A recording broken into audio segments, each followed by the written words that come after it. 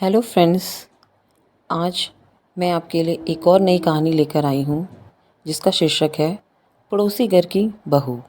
तो चलिए शुरू करते हैं आज की कहानी। बार बार नाम लेकर पुकारने पर भी ऋषभ ने जवाब नहीं दिया। चाय ठंडी हुई जा रही थी, इसलिए विवश होकर मैं ही ऊपर पहुँच गई, जहाँ रिया अपनी छत पर खड़ी उससे बतिया रही थी। उनके प्रेम भरे गुटरगू में मेरे तीक्ष्ण स्वर चाय पीनी है ने विघ्न डाल दिया।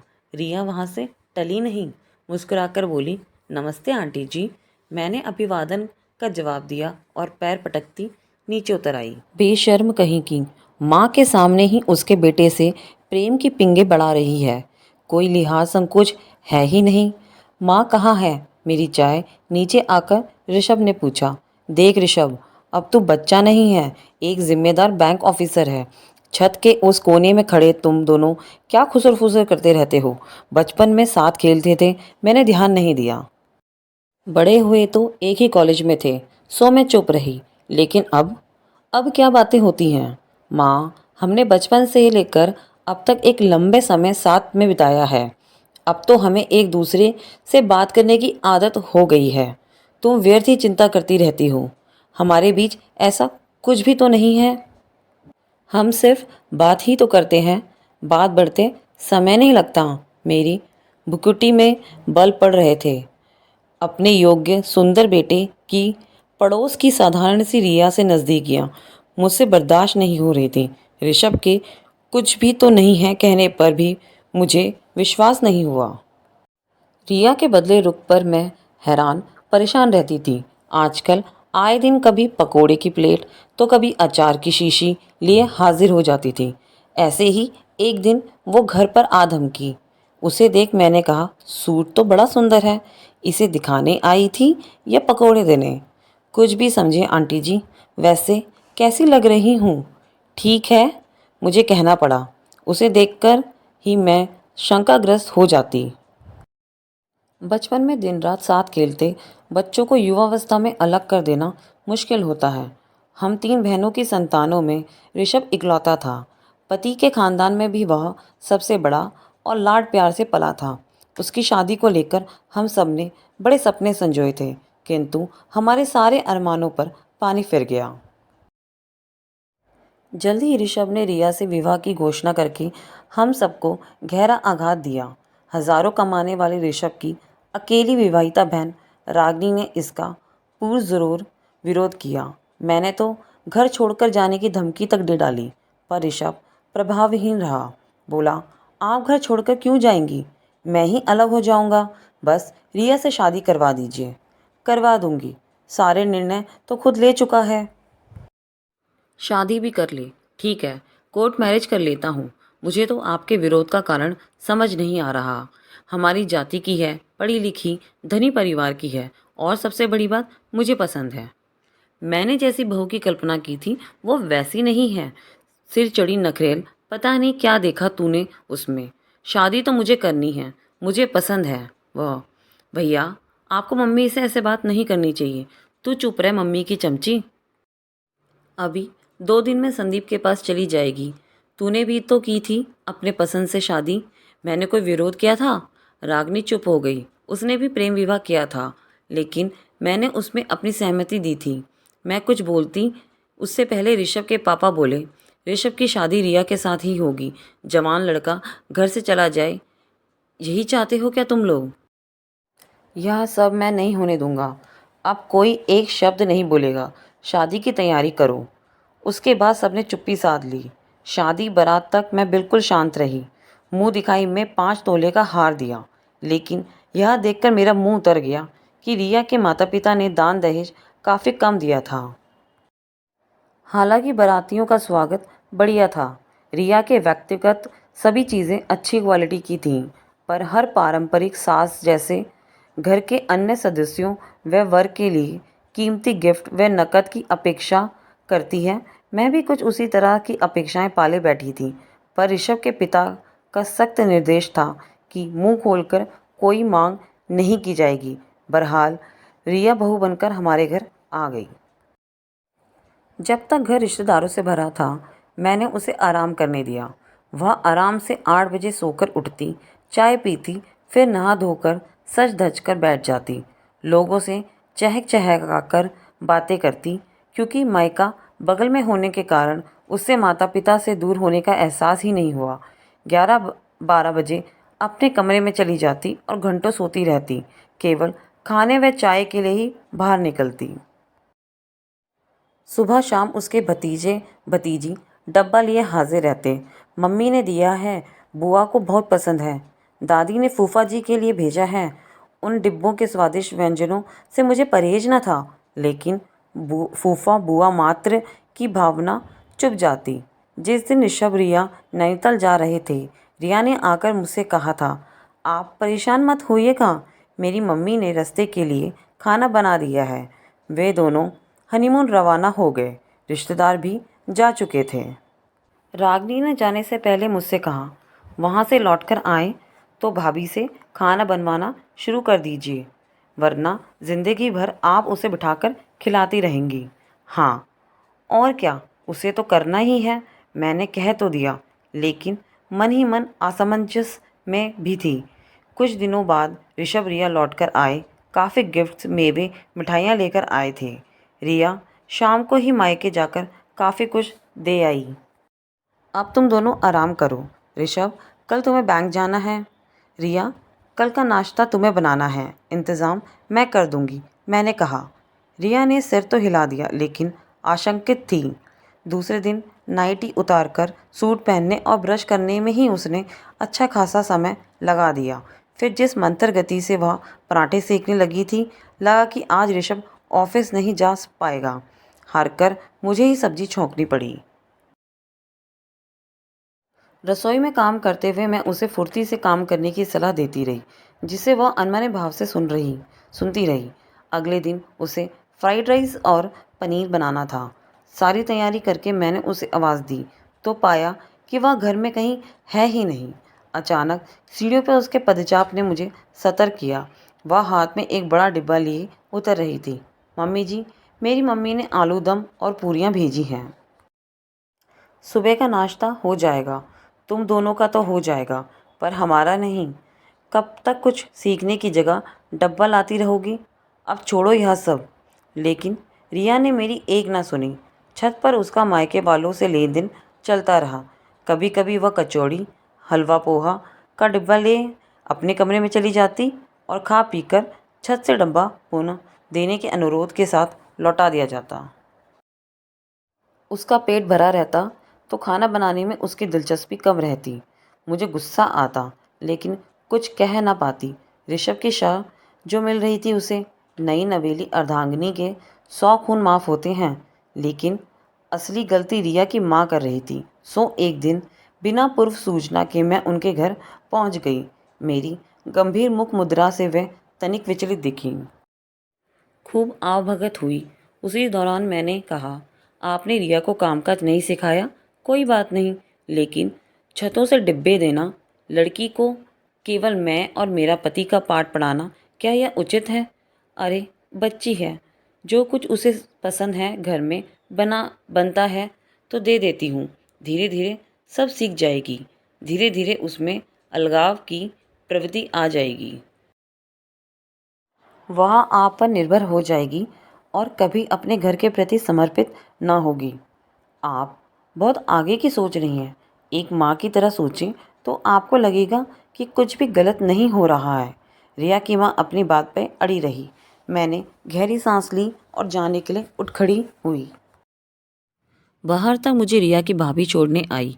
उसने कहा, आप चिंता ना करें, वह घर की छोटी है, इसलिए दायित्व भाव नहीं है, लेकिन शादी के बाद यह भाव हर स्त्री में ज़रूरी है, वरना वह उस परिवार से जुड़ नहीं पाएगी। मैं उसे समझाऊंगी। मैं घर वापस आ गई।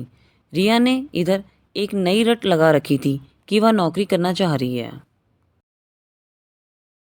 घर से सहमति मिलने पर उसने एक स्कूल में नौकरी कर ली। अब वह भी ऋषभ के साथ टिफ़िन लेकर निकल जाती। दोपहर में बना बनाया मेरे द्वारा परोसा खाना खाकर सो जाती। शाम की चाय मैं ही बनाती। चाय पीकर वह खाने के लिए पूछती तो ज़रूर, पर बस रोटियां बनाकर चलती बनती। कभी कभी सब्जी, चटनी या रायता आदि बनाती। इसके बाद सब मुझे ही समझाते, अरे जैसा बना है खा लो, सब पेट में ही तो जाएगा। तुम सोचती हो वह अभी से तुम्हारी तरह एक्सपर्ट हो जाएगी। पापा ठीक कहते हैं माँ, ऋषभ बोलता। रिया उनकी कृतज्ञ रहती और मुझसे कुपित। रात में कहती, मैं रोटियां बना दूंगी, सलाद काट दूंगी, बाकी मेरे हाथ की बनी सब्जी तो आपको पसंद नहीं आएगी। अब मैं घर में मुफ्त की नौकरानी थी। तीनों टाइम खाने की व्यवस्था, घर की साफ सफाई और सजावट, महरी के पीछे पीछे घूमना, मैं चाहकर भी उसे कुछ ना कह पाती। वह हमेशा मुझसे एक निश्चित दूरी बनाकर रखती। घर में एक और औरत के आ जाने से मेरी अपेक्षा बनी रहती कि रिया मेरी कुछ मदद करे। इसके लिए विरोध स्वरूप कभी सरदर्द तो कभी कमर दर्द का बहाना बनाकर पड़ी रहती रही कि रिया कुछ करे, लेकिन इसका विपरीत प्रभाव पड़ा। उसके घर से सुबह शाम टिफ़िन आने लगे। वह टिफ़िन लेकर स्कूल जाती, वहाँ से लौटकर सीधे मायके जाती, खा पी कर लौटती। कभी कभी स्कूल में काम ज़्यादा होने पर मायके ही रुक जाती। अब घर में एक अलग ही सुगबुगाहट शुरू हो गई थी कि रिया ऋषभ के साथ अकेले रहने की योजना बनाने लगी है, कहीं और जहाँ से ऋषभ का बैंक पास पड़ता हो। मैं यह सब बातें सुनकर सन्न रह गई। ऋषभ से पूछा तो उसने इसे हल्के में लिया। मम्मी, मैं रिया की योजना अनुसार तो नहीं चलूँगा। हाँ, उसके पापा का फ्लैट है तो 2-4 दिन जाकर रह सकते हैं। ऋषभ से बात करके कुछ तसल्ली हुई। छत पर कपड़े सुखाते रिया की भाभी से बात हुई। वह चुपचाप ननद की योजनाओं को सुनती रही। लगा जैसे किसी अलग ही सोच में गुम है। रिया की मेरे प्रति बेरुखी से मैं आहत थी। मैं भी आदर्श सास बनने में असमर्थ थी, सो उससे कुछ कहना भी मैंने छोड़ दिया। लेकिन इधर कुछ दिनों से मुझे रिया खोई खोई सी लगती। उसका चहकना, उछलना कूदना, उद्यम मचाना सब बंद हो गया था। कुछ सोचती रहती। उसने छत के चक्कर लगाना और टिफ़िन लाने का क्रम भी रोक दिया था। सुबह उठकर चाय खाना सबके लिए बनाती, अपना टिफ़िन लेकर मुंह लटकाए चली जाती। लौटने पर मायके ना जाके सीधा घर आती। दोपहर का दाल चावल बनाने में मदद करती, परोसती, बटोरती। शाम को जल्दी सोकर उठ जाती, घर व्यवस्थित करती। मैं चाय बनाती तो उदास चेहरा लिए बगल में खड़ी रहती। चाय पीकर स्कूल का काम करती। रात का खाना बनाने जाती तो तुरंत किचन में पहुंच जाती। आप आराम करें, मैं खाना बना लेती हूँ। जैसी तुम्हारी इच्छा, मैं उल्टे पांव लौट आती।